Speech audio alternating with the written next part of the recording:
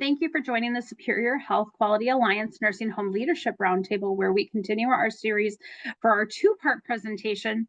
First, we will have one guest speaker from the Institute for Healthcare Improvement, IHI, Ms. Alice Bonner, that will be discussing how your facility can be more age-friendly for the first 10 minutes. Then we will continue our Turning Your Deficiencies into Efficiencies FTAG series with F880, Infection Prevention and Control, Environmental Services, Laundry, and Non-Clinical Citations in IPC, which will be presented by two of our colleagues, Ms. Jana and Patty Leonard.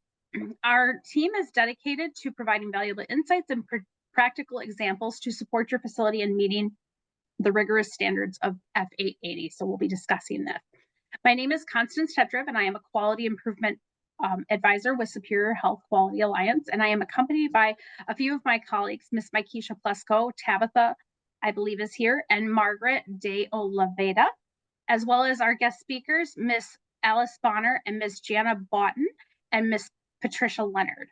We host these one-hour sessions on the second and fourth Wednesday of the month. The first half is a didactic presentation, when the remaining time will be used for questions and answers. The PowerPoint presentation link was dropped into the chat momentarily, and you can use the chat box to share any comments, questions, and even resources during the presentation.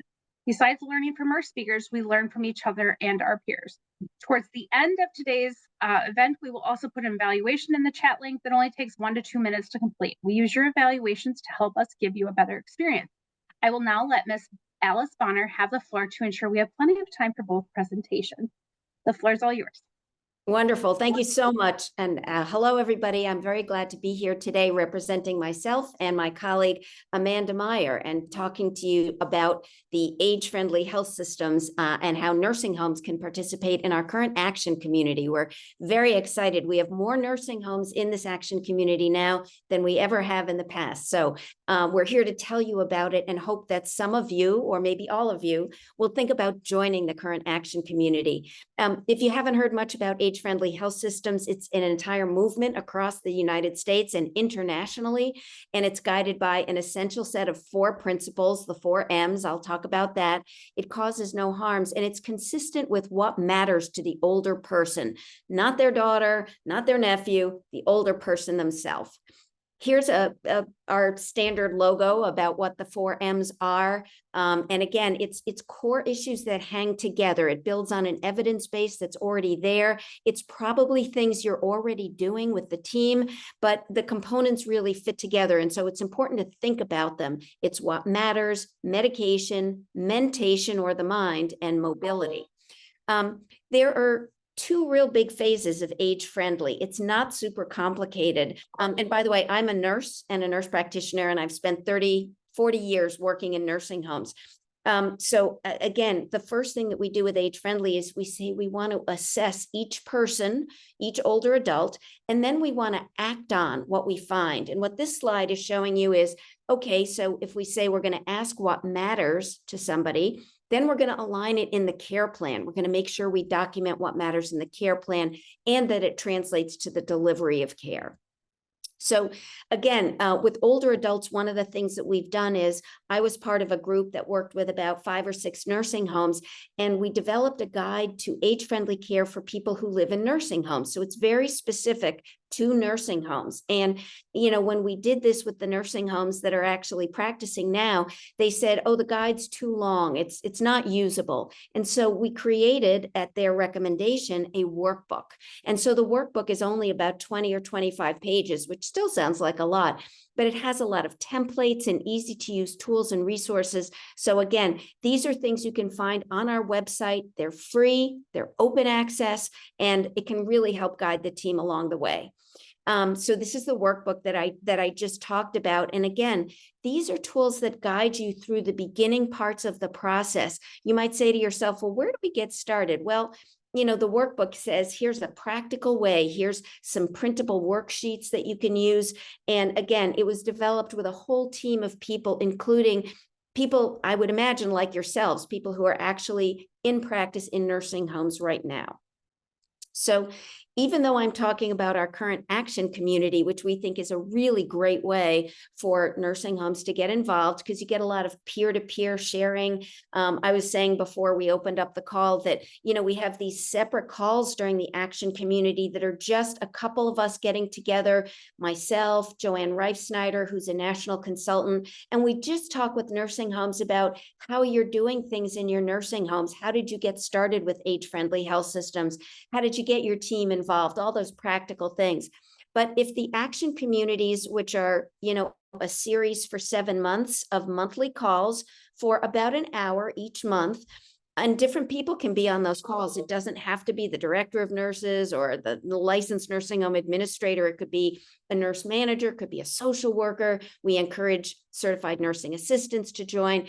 But if that doesn't match up with people's schedules, you can also, have your own organization contact us and say, we want all the nursing homes in our company to become age friendly, to become recognized. And how can we do that? And we can talk you through that process. And then there's also a do-it-yourself pathway where any independent nursing home can say they want to do this, they want to follow a process on their own. And we're here to support that process if you want to do it that way. We also, again, get on individual calls. I have 2 calls this afternoon with individual nursing homes that are doing the do-it-yourself pathway. So as I mentioned, the action community that we have that started right now, we had 1 call already, but it was just an introductory call, and people will still be joining during the month of April. So it's absolutely not too late. And as I said, there are these 7 months of these individual calls once a month. There's also some additional webinars. There's people from around the country with expertise who talk about particular topics like delirium or medication management. And again, it really derives from and starts with your own organization's mission, vision, and values. How do you guys want to set this up? What makes sense to you? What will build on the strengths that you already have? Because again, a lot of nursing homes, when we talk to you, initially, very often people will say, well, I think we're doing the 4 M's. And sometimes that's absolutely true. And other times it's happening some of the time with some of the residents and the people living there, but not all of the time with all of the staff members. So that's where we can support, the enhancement and advancement of what you're already doing. To become an age-friendly nursing home, again, there's an official recognition that you can get from IHI. And again, the reason for doing this is really to improve the care of older people. Like many people, I bet on this call, I started out when I was in college as a nursing assistant before you had to be certified. So this is going back to the 1970s. And, that's where I fell in love with nursing homes and working with older people and working with nurses and social workers and the whole team. And I think that's really the framework here is we're in this work because we love it and we want to always continuously do better. So how can we do that? And as I mentioned, the recognition is by IHI and the John A. Hartford Foundation that funds a lot of this work. Again, there are outcomes. There's research on age-friendly care that shows that outcomes are improved. And so again, it's an opportunity to really build on the strengths and the great work that you're already doing. We do have a lot of quotes, and this is only one of them, but we have a lot of quotes from providers, from professionals, from family members, from care partners, and from, most importantly, from residents themselves about what this means to them. How would a resident say that the care delivery that they're involved with has really improved their quality of life because of age friendly? And this gives you an example here of a quote that talks about the transformational experience.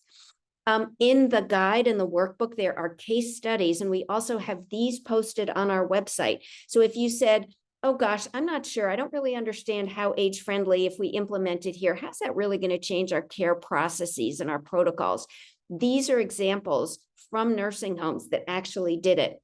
And I think you'll really enjoy, taking a look at one or more of these and getting a sense of how people looked at communication, people looked at integration and things like that. So these are really valuable. And these were not written by IHI. These were written from the nursing homes themselves. So that brings me to almost 8 minutes of my time, my 10 minutes. And I just want to say, Amanda Meyer, my wonderful colleague, is always happy to talk with you. I'm always happy to talk to you. And if anything that I presented here so briefly has piqued your interest, please reach out to Amanda or me, and we'd be delighted to talk with you about the opportunity of joining the Action community, and we can answer any questions that you might have. So with that, I'm going to stop sharing my screen and hand it back to the presenters here. And Constance, I don't know if we have a minute or two for any questions that you might identify in the chat, but let me know. And otherwise, I think we're back to you. I'll give it a few seconds and see if anything pops up in the chat. I don't see anything just yet. Okay, well, again, I'm going to type in my name and my email, and Sure. very happy to speak with anybody going forward. We'd be happy to have you in the Action community, and I know that people would add a lot. And hello to all my colleagues and friends in Michigan, where we have another project that we're working with all of you. So thank you for the opportunity. Any questions? Thank you so much for coming, and we appreciate your time and effort in presenting to our Leadership Roundtable. Delighted to be here. Thank you so much. Bye now. Okay, we have Miss Shanna and we have Miss Patty presenting today on our F880 infection prevention. I'll turn the floor over to you guys. Hey, good afternoon, Constance. First, I need you to let me share my PowerPoint, Constance. I don't have access. Okay. Just a second. Keisha, are you able to allow her? Done. Okay. There we go. Thank you so much for that. All right, good afternoon, everybody. I am Jana Broughton. I am a quality improvement advisor here with Superior Health, and you should be seeing our screen. And today we're going to be talking about F880, as if we haven't talked about this F-tag enough, but I'm sure many of you or all of you have probably read the upcoming QSO memo that came out this week. So I think it's timely to kind of go back and do a refresher on F880. And so to kick us off, we're going to turn it over, and I'm going to let Patty Leonard go ahead and get us started. All right, thanks, Jana. So today we thought we would do a real quick review of the F880 requirements and focus more on the environmental services areas, laundry, shower rooms. And Jana's going to talk about water management plans. We've seen citations for them recently. We will share some best practices to avoid citations and give you some tools and resources. And then we'll touch real quick on directed plans of correction. And it's not on the slide, but we are going to address the enhanced barrier precautions at the end. So next slide, please. So F880, just a quick review of the regulatory requirements. I'm sure probably most of you know them as well or better than I do, but you need to establish and maintain an infection prevention and control program with the goal to provide that safe and sanitary and comfortable environment for everyone in your facility, your residents, your staff, your visitors, your vendors. You need to prevent the development and transmission of those communicable diseases and infections. But how are you going to do this? You need a system to help you prevent them. You need to identify them quickly, know who and when to report them to, have systems in place to investigate, and most of all, know how to control or prevent the spread of these infections and communicable diseases. You're going to need standards, policies, and procedures developed from the best evidence that's out there for infection control. It's usually your CDC, your APIC, your World Health Organization. You need to also have systems in place for surveillance, such as your auditing, your record keeping of infections for your residents and your staff. You need to have implemented standard and transmission-based precautions. And as I mentioned, need to know which diseases to report when. And each state does have a list of reportable communicable diseases.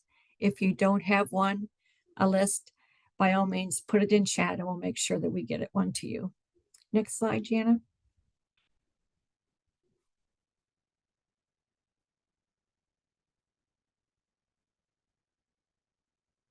Okay, we're going to go ahead. If you want me to take this one, Patty, I can take this.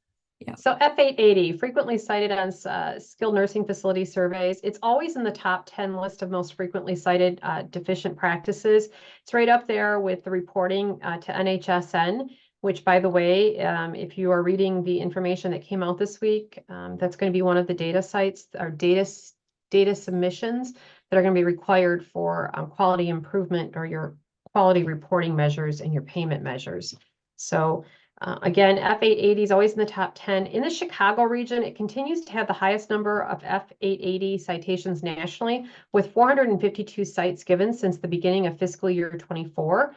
In fiscal year 24, which began on October 1st, 2023, Michigan had 56, Minnesota 53, and Wisconsin 44, with 2 immediate jeopardy citations in the region. And this data was pulled, I believe we pulled this in mid-March, and I know there's been a couple more since then. So it continues to be a very, very heavily cited, looked at citation. It is a huge citation. It's a huge F tag, and there's a lot of information in it. So down at the bottom, we did put a couple of resources here for you, so you can use those also. So turn that back over to you, Patty. All right, thanks, Jana. So real briefly, what are the most common F880 citations that we see when you read a lot of 2567, failure to perform hand hygiene? And that's oftentimes not so much the procedure itself as missed opportunities. Surveyor watches someone leave a room and they don't perform hand hygiene, they'll give you a citation. It could be failure to perform hand hygiene during med pass, wound care, during personal care for residents, period care, when they change their gloves, are they, them performing hand hygiene? Do they do that as often as they should? Failure to perform or follow transmission-based precautions correctly. A lot of citations during the COVID outbreaks. If you had an outbreak when the surveyors were there, they were really, really scrutinizing this very closely. But if your staff had a mask below their chin, they ran into a room that someone was in isolation and they didn't put the right PPE on, they donned and doffed it incorrectly, or a resident had a COVID test done, for example, and wasn't put in precautions while they were waiting on the results, they would give you a citation. They watch this really closely. Environmental services and dirty resident equipment, we're going to touch on a little bit more detail in a few minutes here. But failure to perform surveillance, analyze, and implement measures to prevent the spread of infection. That statement you will read on many 2567s, and that could be that your IP left, and all of a sudden, when you look in your book, you realize that you're 3 months behind on your reports. You don't have any analysis done. You don't have any rates calculated. So that would be a citation. It could be when the surveyors look back on an outbreak review, they don't feel that you monitored it. They don't feel that you analyzed things, and they might say that you failed to perform surveillance and that contributed to the spread of infection. So they do look much more closely at this. So next slide, Jana. So environmental services, as we mentioned, we're going to talk more about. So why is this so important? This is a graphic from CDC that talks about germs being everywhere, including surfaces. They aren't just, from coughs and sneezes or draining wounds, but they're everywhere on all kinds of surfaces and devices in the healthcare environment. That's hospitals, nursing homes, offices, clinics. In fact, a lot of the hospitals have gone so far as to culture surfaces of rooms that have been all cleaned. And these rooms will grow out MRSA, they'll grow out VRE, and you think that that room is all clean and ready to go. So this is another CDC graphic that talks about a resident being colonized, contaminates the surface. There's been some kind of cleaning and disinfection done with the goal to remove or eliminate that. However, depending upon the quality of that, it could still be on the surface and contaminate a healthcare personnel or even a patient that goes into that room next. So next, please. So this is the F880. It's, as we mentioned, critical part to providing that safe and sanitary environment for all persons in our buildings. It requires that cleaning and disinfection to prevent the transmission. Also includes making sure that our equipment and our linens are handled and cleaned appropriately as well. Next, please. So two terms that I did mention were cleaning and disinfection, and they are very different. Cleaning is that physical act that removes the dirt, body fluid, debris, organic matter from a surface, where the disinfection is the next step where you destroy the pathogens that are on that surface. It requires that the product that you use be used correctly. If you're diluting it, it needs to be used correctly. If you're using disinfection wipes, that the contact time or wet time is adhered to for them to be most effective. Next, please. So this is important environmental cleaning because these bacteria, viruses, fungal spores are microscopic. We cannot see them, yet they can live on surfaces. If the surface could be wet, it could be dry. And by living on these surfaces, as we mentioned, they can still be transmitted to others. These bacteria, viruses, spores can also be found in the dust. So if a surface may appear clean, but it's really not, could harbor pathogens. So it kind of makes you really think about when you're touching things, what could be on them. And this, we mentioned about this just being healthcare environments, but it really could be any place that you go. And residents are very vulnerable to getting diseases and infections. They don't have the immune system that we do to fight off infections. They are very immune compromised and very prone to becoming sick from infections. So next, please. So examples of some of the F880 citations related to environmental issues that we've seen. This first one was garbage or debris around the bed during survey. And the surveyor commented in the 2567 that this was several times that they made this observation, and the garbage was still in place throughout the whole survey. Also talked about having what they called dried organic matter on the cowlite cord that was near the resident's head.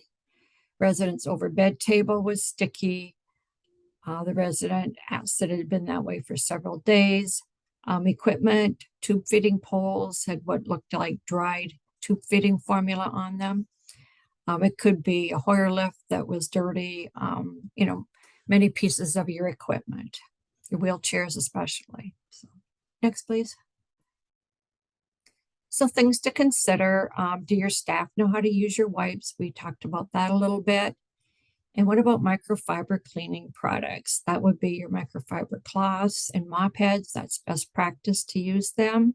And if you've had Dr. Buffy or somebody from IPC Well on site, they give a really nice explanation on the benefits and how to use them correctly.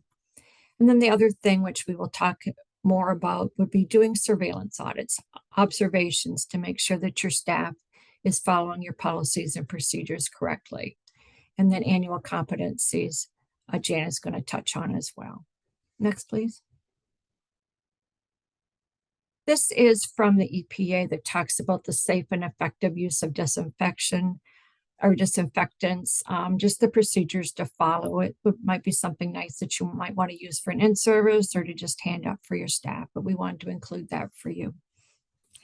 We also have some additional resources that we are going to put into chat periodically as we go through this presentation. So next, please. So we have a poll here. So if you would put into chat the answer to this question, what order should a housekeeper or environmental services person clean a resident's room? Do they start with the bathroom because it's the dirtiest? Start by the door and work up and then do the bathroom last? Start with the cleanest area, top down, and the bathroom and toilet last, or only clean the bathroom? If you want to put your answers into chat, we'll try and watch for them. Predominantly, the answer is C. C, which is the correct answer. Because the order that you do clean these rooms does matter. You need to go from the cleanest to the dirtiest area, with the order being high to low, clockwise or counterclockwise. You need to have a system. Clean and disinfect horizontal surfaces, then vertical surfaces, sweep the floor, do the bathroom, and then mop your way out. Next, please. Low touch and high touch surfaces. I think we're all familiar with high touch surfaces.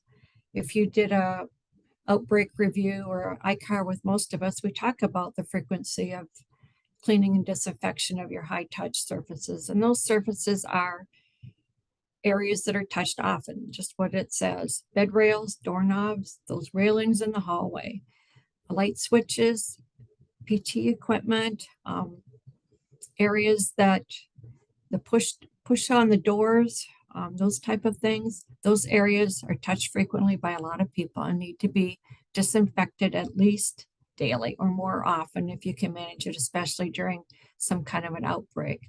Low touch surfaces would be the opposite. They require cleaning on a regular but not necessarily daily basis unless they're soiled or the resident is in isolation. And those examples would be like windowsills and mirrors. So next slide, please. Cleaning schedules. Just things to consider is, how often, what schedule are those low touch surfaces going to be cleaned? Definitely they would need to be cleaned upon the discharge of a resident or a room transfer. But each housekeeper will have an assignment of things that they need to do. They need to do rooms 1 through 10. They need to do the bathrooms and the reception room. But what happens when one of your 2 housekeepers calls in? It's not realistic that they have to do both assignments. Is there a list out there that tells them what priority areas should be done? Obviously, you need to make sure that, the dining rooms are done, the activity rooms are done, break rooms, you need to consider your dirty utility rooms, your storeroom could probably, skip a day or 2. And then look at all those other areas like the keyboard kiosks, your time clocks, your telephones. A lot of times housekeepers may or may not be doing those things, but if they don't clean them, who does clean them? I once had a unit clerk that every morning she came in, she grabbed the canister of the purple top wipes and she cleaned everything probably within 6 feet of her desk and her chair, and she cleaned them as well. She had, the button for the door, the telephone, all her, the keypads or mouse pads. So she made sure that she felt safe working in her area for that shift. And then the other question, as we mentioned, is often making sure that you're doing some kind of surveillance or observations to see if the schedules are being followed and the areas are being cleaned and disinfected correctly. So ideas here, share the observations with other people on your team. They just need to know what should be done and how to do it. Look at the housekeeping carts. I shudder when I see a drinking cup right beside a container with a toilet bowl brush, and I've seen it. It just makes you shudder. As you're going up and down the halls, make sure that you're checking for trash, that debris on the floor, the odors, the garbage cans. As we mentioned, the competencies to make sure that your staff is doing things correctly. Next, please. This is a checklist from the CDC on terminal cleaning. It's easily accessible for you. Next, please. Competency and education. I think we've probably talked about this really a lot already, about just observing and giving them that feedback on how they're doing or what they could do better to help the residents. Next, please. Laundry services, just going to touch on this really quickly.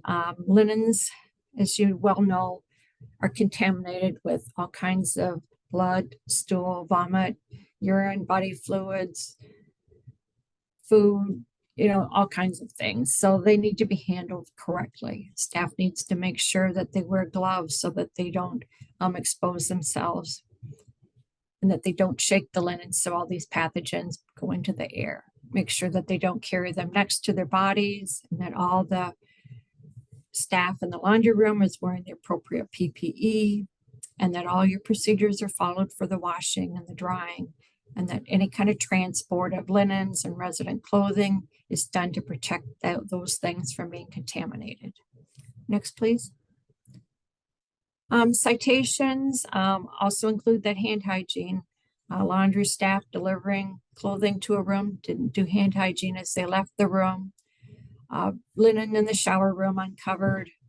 Staff using the same gown to sort dirty laundry, then going over to the dryer and taking clean laundry out of the dryer.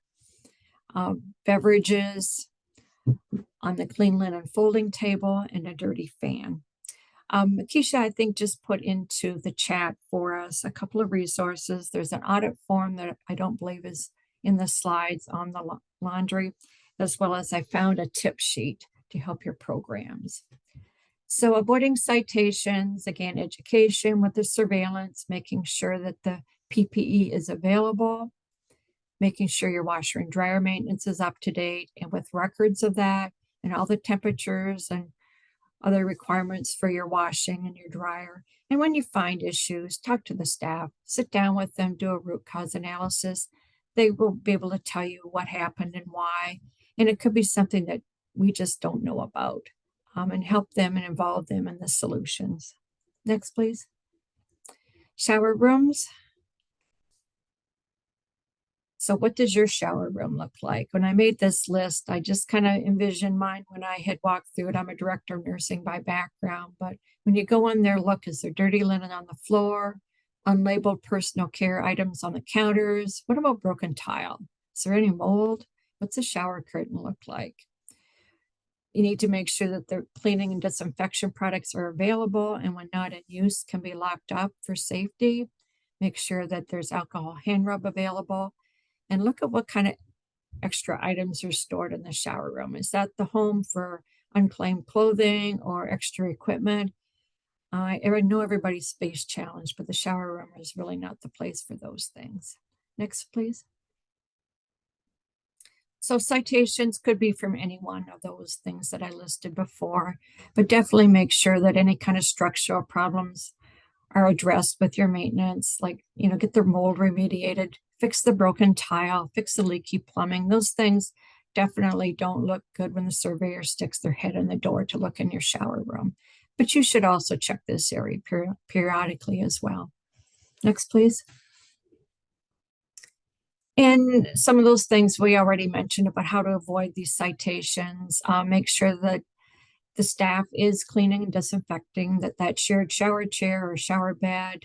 They know how to clean and disinfect the shower mat, whirlpool tubs. Make sure that the proper procedures are followed for cleaning and disinfection. Soiled linens need to be placed into a plastic bag and removed from the room, not just thrown into the corner. We talked about the locked storage. Residents need their own personal care items with their names on them, and then they need to return to the resident's room. If your nail clippers are not individual, they need to be cleaned and disinfected between use, and make sure you have a sharps container in your shower rooms for those used razors. Next, please.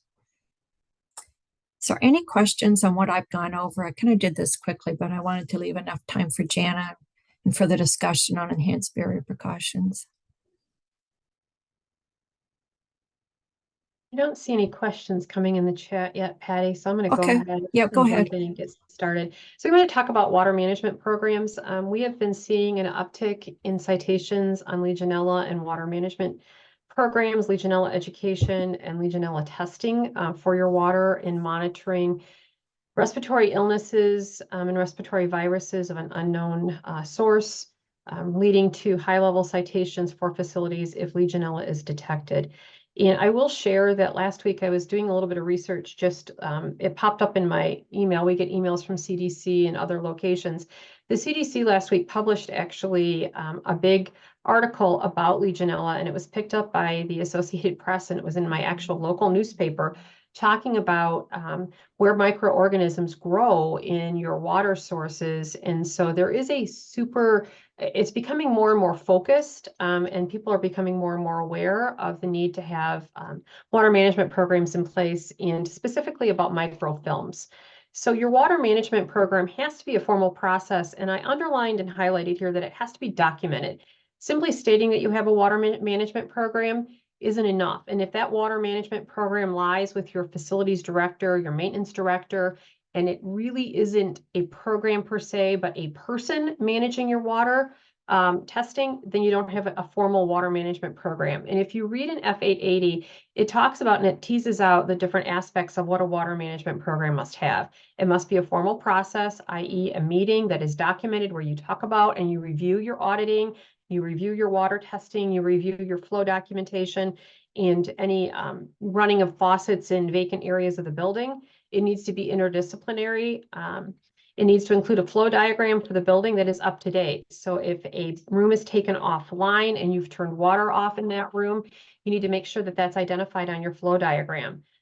Your flow diagram needs to be reviewed. You should be doing that when you do your facility assessment or with any change in the facility design or structure.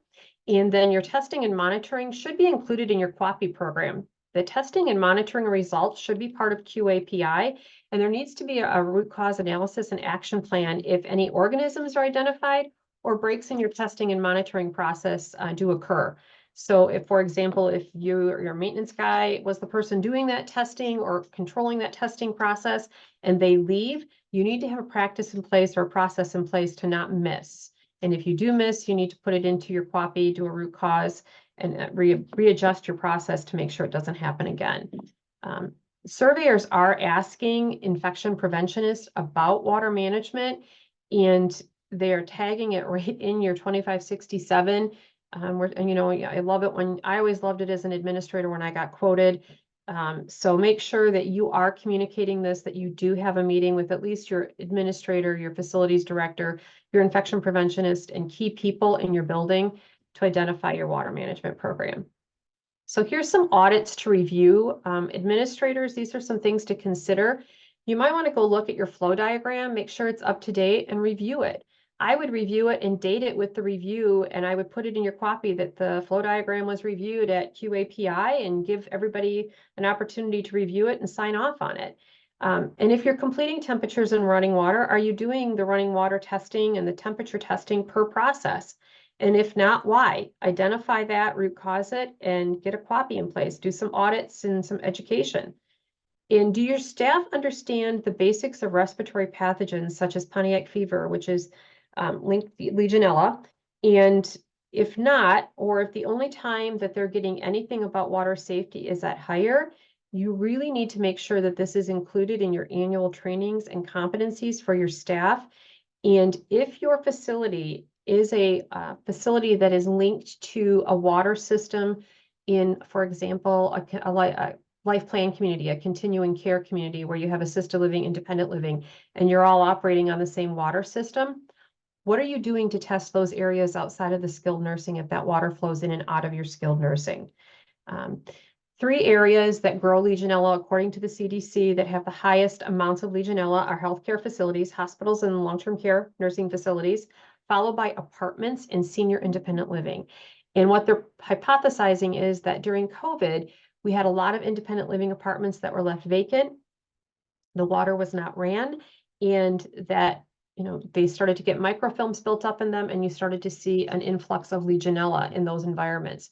So it's important for your staff to understand what they can do even in their own homes, and if they're living in an apartment, how to stay safe around water, and what a microfilm, you know, what is that film? What does it mean? What is a microfilm, and what does it look like, and how do you detect it? So we also wanted to cover just a few additional infection control related tags. And these are all of the F tags related to infection control.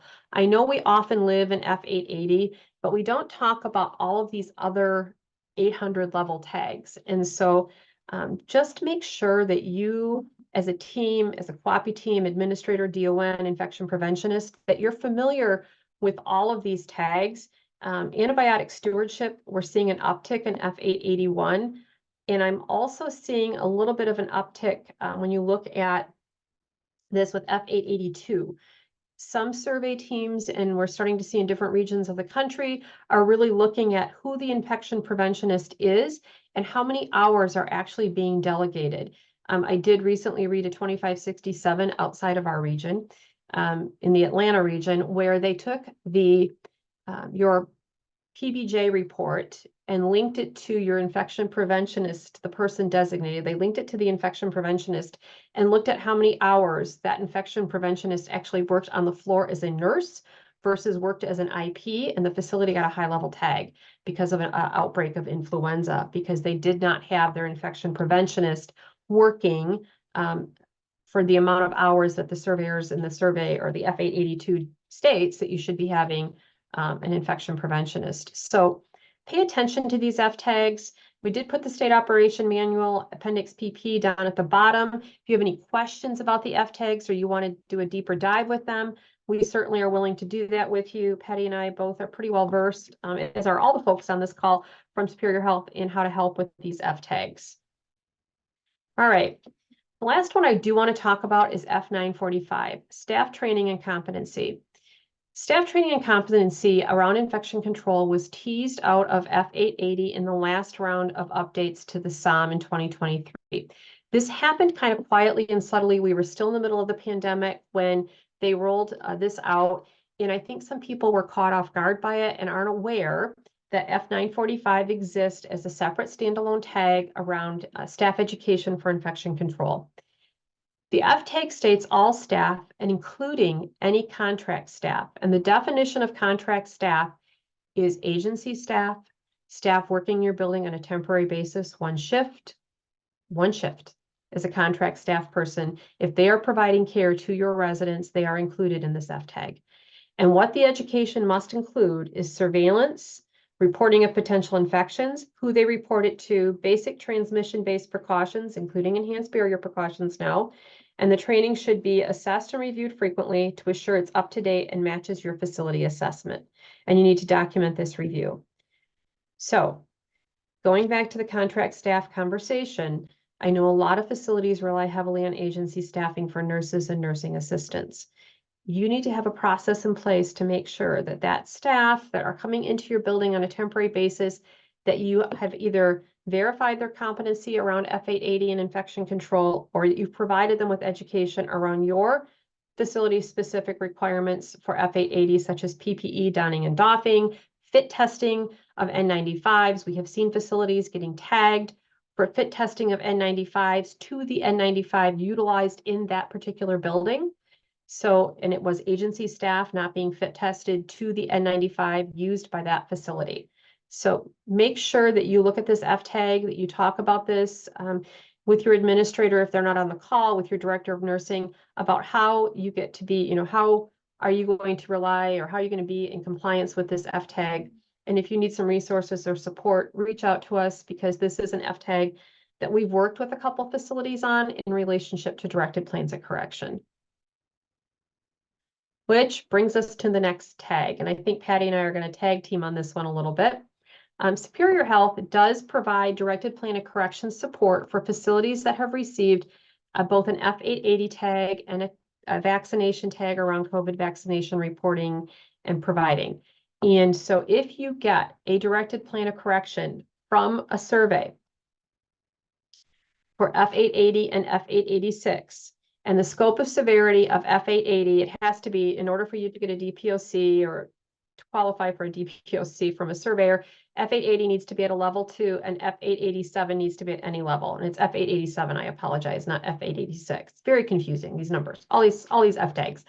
But if you get a scope of severity of an F880 at a level 3 or level 4, and no other tag around infection control, it will result in a DPOC with other potential financial and admission ban remedies listed in the enforcement letter. And that is at the discretion and your history with your state surveyor and what their enforcement they're going to work within.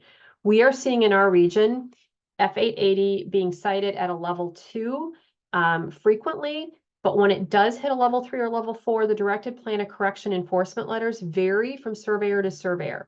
And the enhanced enforcement remedies for noncompliance, they do provide greater accountability and consequences.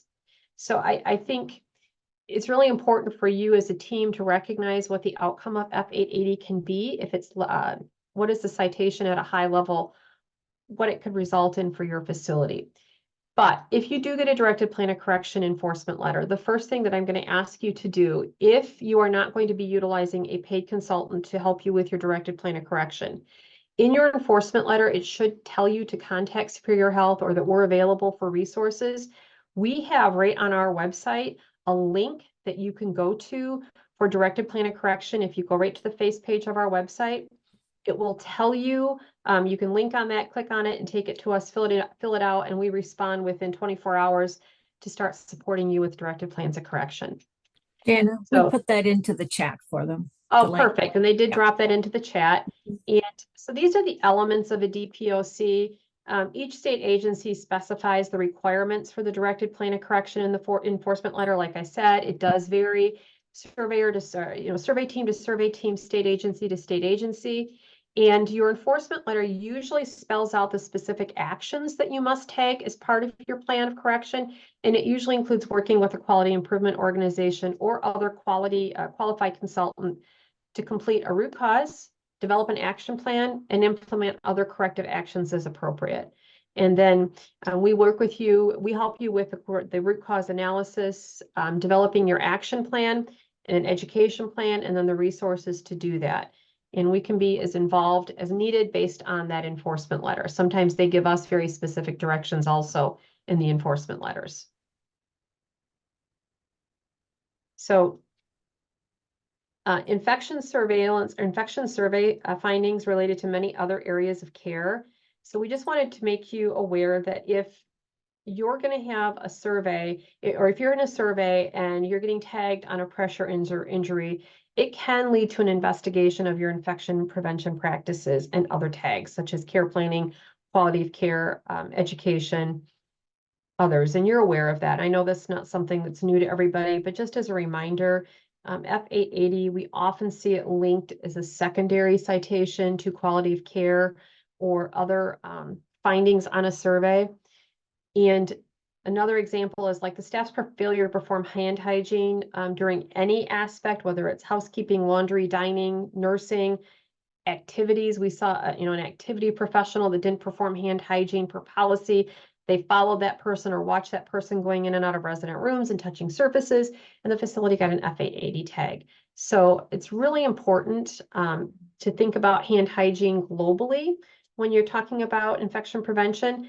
The other area that I want to talk about and how it loops back is to F945. And you know this, if a surveyor observes one of your staff members performing something in a non-compliant manner, and they see it happen more than once, more than likely they're going to pull that employee's file or the record of that employee, if they're an agency staff, to look for education, training, competencies, and what's been done. And that may lead to an additional tag of F945 or even QA if they're seeing it over and over again, or no evidence of surveillance or you identifying that issue in the facility. So in summary, infection prevention contains many elements which together help provide a safe and sanitary environment for residents, staff, visitors, and all who enter your buildings. Teamwork is essential. And I would say that, as a former nursing home administrator, you need to take and put on that third-party view and go into your building and look just non-judgmentally, but look at it critically. Look at the things that Patty talked about, do a shower room audit, look at your med rooms.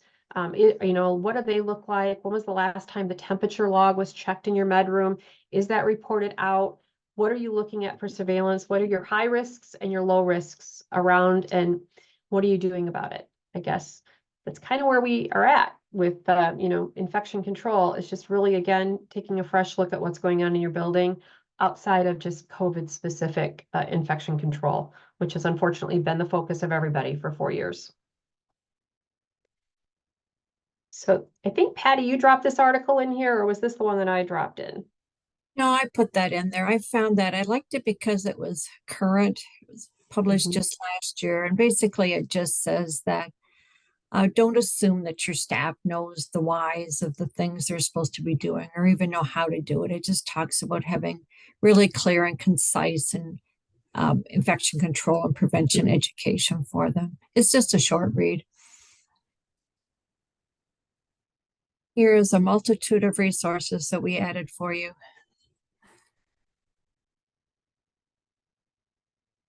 And I think that ends our presentation. Does anybody have any questions about There was one question in the chat, and I'm not sure if they were referring to water management or not. So they said, we have rooms that are vacant due to staffing. Do you have audit tools we can use? I see that Elena dropped in water management resources that includes a link to the CDC checklist. So I don't know if it's about water management or if it's about cleaning and disinfecting, because you did talk about we've cleaned and disinfected this room and we can still grow out some things. So resources Yeah. in that sense. Yeah, there is a water management tool on the CDC website, and I think, if you need more resources on that, we can help you with that. What a lot of facilities do is they will take their flow maps and they will add just like you do for a line listing or a mapping of infections, they map their water sources, toilet sinks, hand washing, shower, bedroom sinks, and they map those and identify them on their map, and will utilize that map to do their different water tests and the different markings on the building. And when you're water testing, you always want to do like the farthest point from your water source. You want to make sure your water temps are within range, and you want to make sure you're checking your ice machines and those sinks that don't get utilized frequently, and your water fountains, if you still have drinking fountains. A lot of facilities have gone to water bottle filling stations. Those still need to be checked. So. Okay, great. How often to flush toilets and taps on the vacant rooms? That was my question. I will go with what the CDC recommends and look at their website, because I don't want to give you misinformation. What a lot of facilities do, and Mohammed, what I found a lot of facilities have done is they've turned the water off in their rooms that are empty or vacant to avoid having to do the flushing or the running of the taps, but they should be included just like you are any other room that is not, that is in use periodically. They shouldn't be treated any differently. So, because microfilms can build up pretty quickly if water is left to be stagnant in the pipes without being ran. So fresh water is clean water is usually the rule of thumb. You want to make sure that you're running water through those pipes, both hot and cold. All of this should also be a part of your emergency preparedness plan in your EPP for the facility, as well as your SOPs. I'm on both teams, sorry. Just had to plug a play there. Yep. For putting in the EPP. Absolutely. So in your emergency preparedness plan, you need to address a water management, like a water outbreak, Legionella outbreaks. We are seeing them in nursing homes. There have been nursing homes in all 3 states that have had have had Legionella outbreaks, and it was discovered because of a respiratory illness in residents. So residents that actually tested positive for Legionella. So just something to really consider and think about, and keep front of mind as we're going into the summer season. So with your ice machines also, that Dr. Buffy, when she goes out, she often looks at your ice machines, and she does mention that in her reports back to you as an area of focus. So any other questions that we have from anybody? For the Wisconsin people, there is a new program through the DHS that they will send an IPC that's specialized in water management and infection control to your sanitation sides, looking at water and doing a walkthrough with you. It's free of service. I just had a meeting with them. So it's through the HAI program through Wisconsin. I'm sure most of the states do have something similar. Yeah, your local health departments have been versed on this in Michigan, so your local health department should be able to give you resources. If you're in the Metro Detroit area, I know Oakland County is very active with water management, Wayne County, Macomb County, and then even in the rural areas, your emergency preparedness groups, like your emergency response teams, will have resources. And then again, your local health departments. The state epidemiologists do track this, and they do publish the data on it. So yeah. Just a quick question. When it comes down to vaccinations, because I know that for COVID-19, the homes that we have been communicating with, they are struggling with the new rule around the definition of up to date. Can you further talk about that and how that is incorporated with the infection control tags too?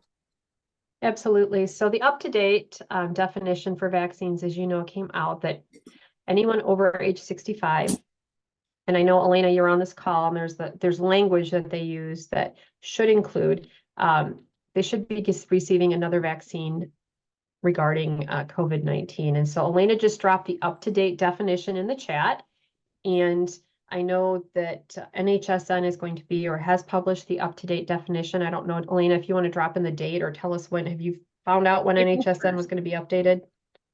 It sounds like that April 1st, it was going to change. So we might see a decrease in the people that you have April 1st through the 7th. Yeah. So a lot of things are going on. And we didn't get to enhanced barrier precautions. So this week, the QSL memo came out about enhanced barrier precautions. And I have been monitoring a lot of the different Connect websites on ACA and other places where people are asking a lot of questions around enhanced barrier precautions. We do have links on our website around enhanced barrier precautions. If you need help or support or would like to review those and the requirements around enhanced barrier precautions specific to your facility's program, please reach out to Patty, myself, anybody on the HAI team that's on today. We can get you in touch and get you those resources and those links. All 3 state health departments do now have webinars that they formerly did published on their websites also. We have webinars around enhanced barrier precautions. Dr. Buffy did a webinar not that long ago on enhanced barrier precautions. But the way that it rolled out, some facilities were caught off guard because perhaps they were only doing it for MDROs and not necessarily for all indwelling devices. So you need to look at your process and your policy, talk about it, put it into CWAPI, what you're going to do moving forward if you were only using enhanced barrier precautions for true MDROs that were colonized or new MDROs and not for indwelling devices, which I know we have some facilities out there that were struggling with the definition of what they were going to use EBP for.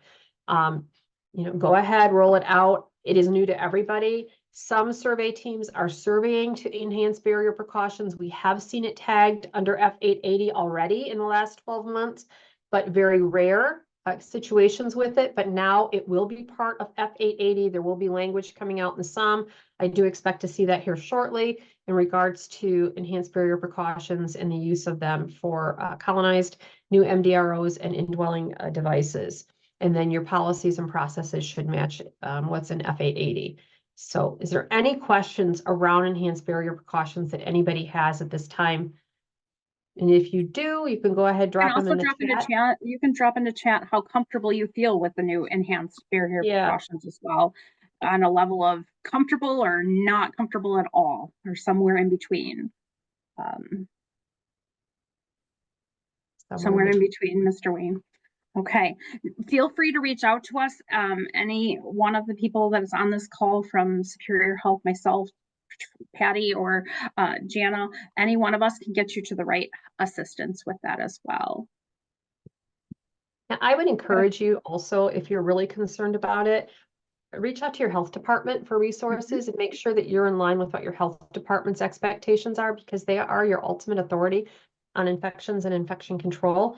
They also might be able to give you specific data in relationship to MDROs in your state and your community. I know in Michigan, the epidemiology team has been tracking Candida auris, for example, in nursing homes, and they have a lot of resources and will actually come out and work with your facility directly if somebody tests positive for that, or if a patient is in the hospital and transfers to you, they will follow up with that patient and with the facility that they're transferred to help support you with that specific MDRO. So they do have resources. We have resources. Again, it's just getting the boots on the ground and education and training. It's a lot of work. It's a big lift.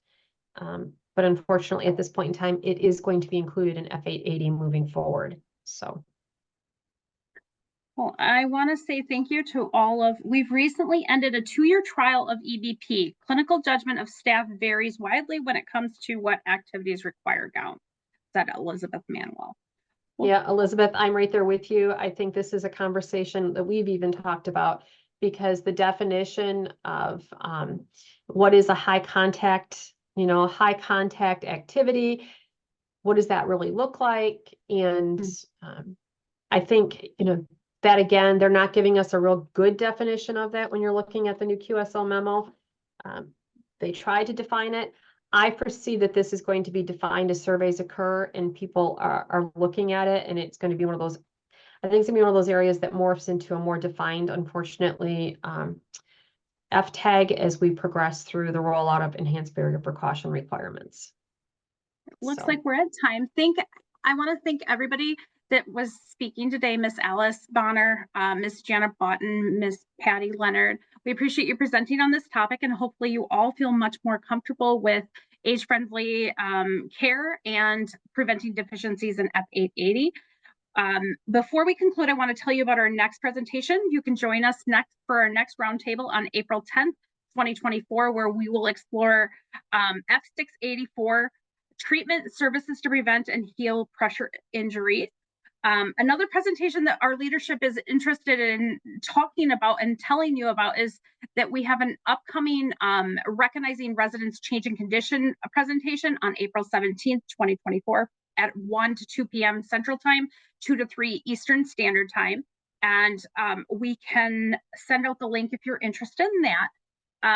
We'll be able to, that one will help you to discover crucial indicators often overlooked and underreported by staff that precede an adverse outcome in residents. So feel free to go to our website and join us at our Recognizing Residents Changing Condition webinar. Before we let everybody go, I'm sorry, Constance, on April 16th, it's going to be a busy education week, the 16th, 17th, and 18th.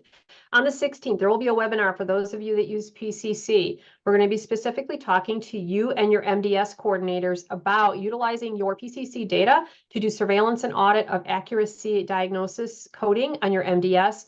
We are seeing an uptick in diagnosis codes being left on MDSs for extended periods of time, with the new onset of PCC's ability to pull data forward into your quarterlies. So if you are a PCC using facility and you would like to sit in on that webinar, that will be on April 16th. Registration is now open, and that will go out in our next e-blast.